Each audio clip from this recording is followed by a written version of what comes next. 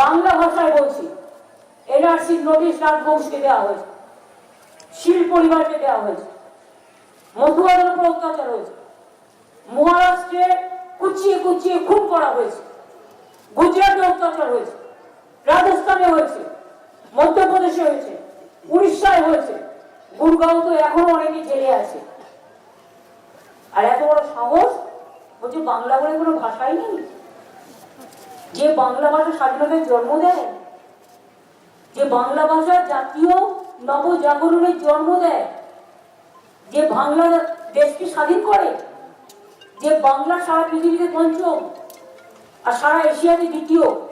আমি অন্য ভাষা বলতেই পারি, আমার কোনো আপত্তি নেই, সবাইকে আমি সম্মান করি, কিন্তু আমার নিজের মা বলতে শেখা ভাষা আমি মা বলতে পারবো না, এটা কখনো হয় না। একটা শিশু জন্ম নিয়ে 5 মা বলতে শেখে। হ্যাঁ, মাকে কেউ মাদার বলে, কেউ আম্মা বলে, কেউ মাম্মা বলে, নানা ডাকে ডাকে, মা তো নয়। মাতৃভূমিকে রক্ষা করার শপথ আমার।